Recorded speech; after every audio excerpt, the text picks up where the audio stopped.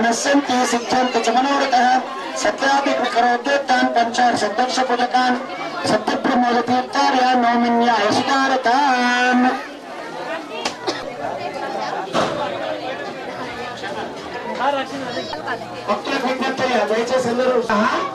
कुटुंबस्य सबान्धवस्य सभातृकस्य क्षेम स्थैर्य चिरंजीवी మీ మిత్రులకు అనుకోండి అఖండ విద్య ప్రాప్త్యర్థం శ్రీ జ్ఞాన సరస్వతి మాత దివ్య చరణ సన్నిధౌ సామూహిక అన్యోన్య బ్రాహ్మణ సహకారేణ అక్షరాభ్యాసం అహం కరిష్యే అనే దివసం సర్వదా శరణు సమాకారే పరబ్రహ్మ స్వరూపిణి వాసన వీటిని సరస్వతి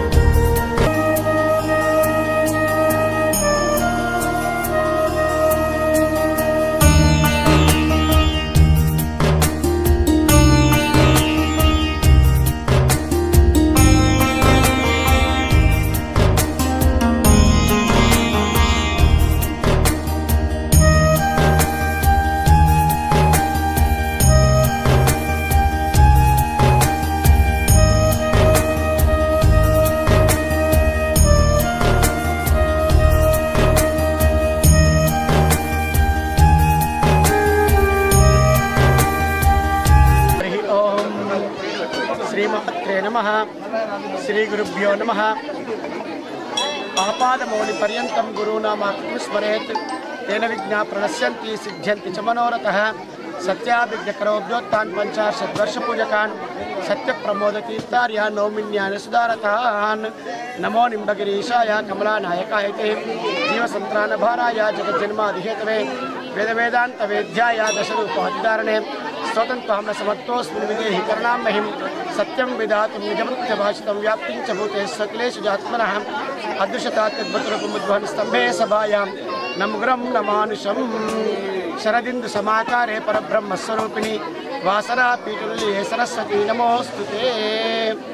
ఈరోజు పరమ పవిత్రమైనటువంటి వసంత పంచమి, ఇచ్ఛాశక్తి, క్రియాశక్తి, జ్ఞానశక్తి స్వరూపమైనటువంటి మన ఆర్మూర్ శాస్త్రి నగర్లో నివాసం ఉన్నటువంటి శ్రీ జ్ఞాన సరస్వతి మాత యొక్క జన్మదిన సందర్భంగా ఈ ఆర్మూర్లో వెలిసినటువంటి శాస్త్రి నగర్లో ఉన్నటువంటి అమ్మవారి ఆలయానికి ఉదయం నుంచే జనం తండోపతండాలుగా వస్తూ అమ్మవారిని కైంకర్యాలు సమర్పించుకుంటున్నారు. వాళ్ళ యొక్క చిన్నారులకు అక్షరాభ్యాసాన్ని అత్యంత వైభవంగా జరిపిస్తున్నారు.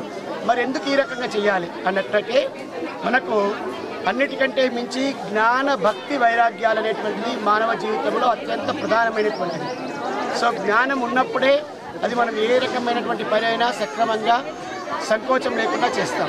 అట్లాంటి ఆ జ్ఞాన స్వరూపిణి యొక్క మాత యొక్క అనుగ్రహం ఉన్నట్టయితే మన చిన్నారులకు సంపూర్ణ విద్య ప్రాప్తించి, అఖండ విద్య ప్రాప్తించి వాళ్ళు భవిష్యత్తులో మంచి తరాలకు, రాబోయే తరాలకు మంచి పౌరుడిగా ఉపయోగపడతాడనేటువంటి ఒక అఖండమైనటువంటి నమ్మకంతో తమ చిన్నారులకు ఈ దేవస్థానానికి అక్షరాభ్యాసం చేసుకోవడానికి ఇచ్చేస్తారు.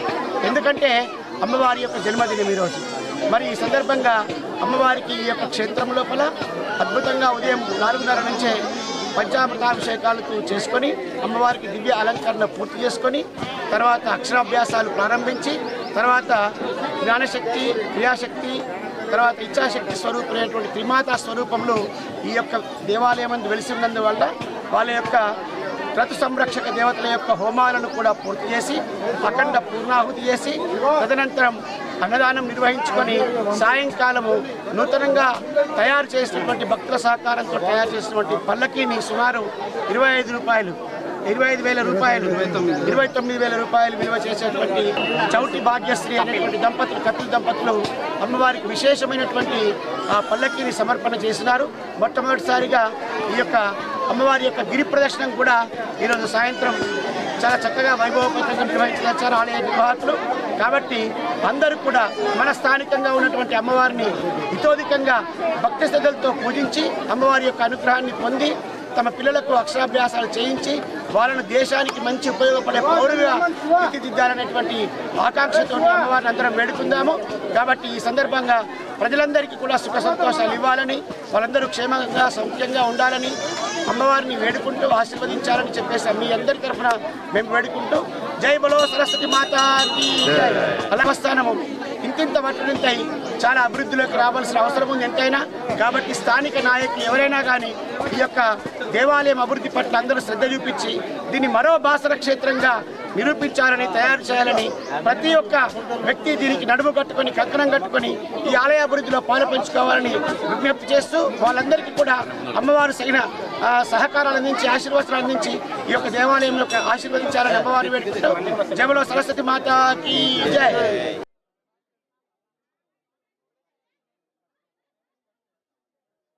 వసంత పంచమి శుభాకాంక్షలు అందరికీ. ఈరోజు చూస్తుంటే చాలా సంతోషంగా ఉంది. భక్తులు చాలా తండోపతండాలకు వస్తున్నారు, భక్తి శ్రద్ధలతో పూజలు చేస్తున్నారు. వాళ్ళ పిల్లలకి అక్షరాభ్యాసాలు బాగా చేయించుకుంటున్నారు. లాస్ట్ ఒక 5-6 ఇయర్స్ నుంచి చూస్తుంటే ఎవ్రీ ఇయర్ భక్త సందోహం పెరుగుతూ ఉంది. అది చాలా సంతోషంగా ఉంది. ఈరోజు ఎమ్మెల్యే గారు కూడా వచ్చారు.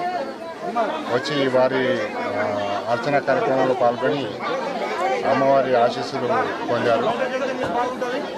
వచ్చి ఎమ్మెల్యే గారు ఈరోజు ఆలయ ప్రాంగణాన్ని మొత్తాన్ని వీక్షించి ఇది మరో బాసరంతా కాకుండా కానీ బాసరగా వెలసిల్లేటట్టు నా యొక్క శాయశక్తిగా కృషి చేస్తాను అభివృద్ధికి అని చెప్పి మాటిచ్చారు. అలాగే వినయ్ రెడ్డి గారు కూడా వచ్చారు. వారు కూడా